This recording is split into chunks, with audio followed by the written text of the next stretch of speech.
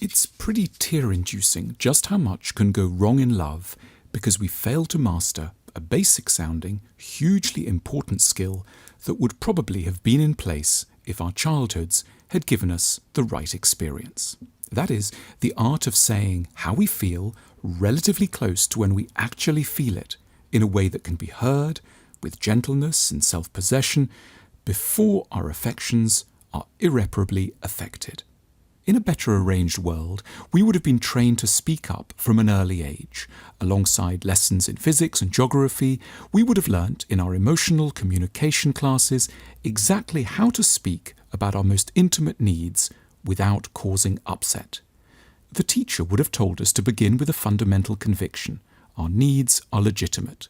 For example, there isn't anything wrong with us for not liking garlic, or not wanting to go on exhausting country walks, or not being thrilled by horses. These aren't problematic positions, they are just us. At the same time, it isn't fair or kind to say nothing at all to other people, and then, when we are at the end of our tether, to begin to shout our needs, to act out our rage, to blame them for not being able to read our minds which we've never taken care to open up to them.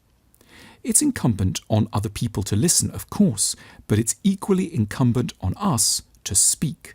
We have to find our way to a poised manner of imparting difficult messages. There would, in this ideal school, be competitions playfully testing us on how to handle the most awkward messages in the most effective ways.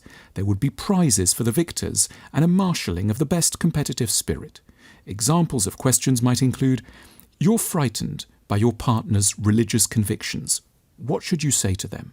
Or, "You're uncomfortable by how close they are to their sister. What should you say?" Or, "They think you adore their cooking, but you don't really. What should you say?" To prepare for these competitions, there would be modules on the constituents of successfully phrased complaints. Firstly, start with reassurance. "I love you a lot. There's just this little thing that..."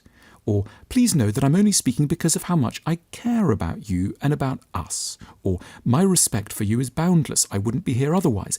It's just that there is this thing." State your position with a thorough conviction of your right to speak. For example, "There's an issue I have about sleep," or "For me, poetry has always been a business of," or "I know most people don't see eye to eye with me on this, but..." Give them room to disagree. They don't have to adopt exactly your position.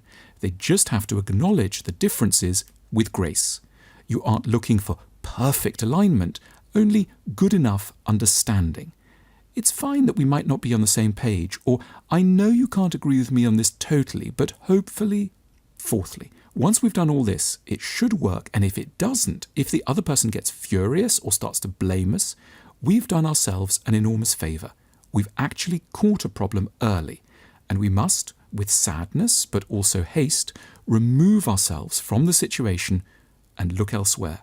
Someone who has no space for our politely worded complaints cannot, whatever qualities they may have, be a person for us. So we might say something like, "It's been a pleasure to get to know you to this point, but I don't think we'd be doing either of us a favour if... ... If all this matters so much, it's because too many relationships founder on the basis that someone loses their tongue. There is a limit to how long we suffer in silence before love goes cold.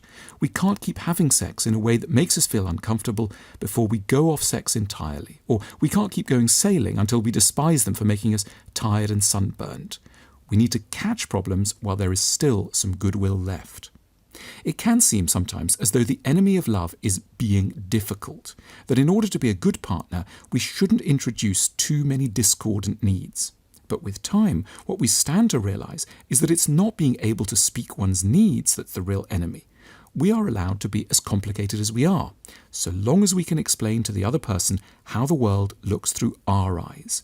We don't have to have so-called normal sleeping patterns, or normal tastes in sex, or normal views about animals. What we need is a skill at taking our partner into our world so they can understand that we are at once good people and different people.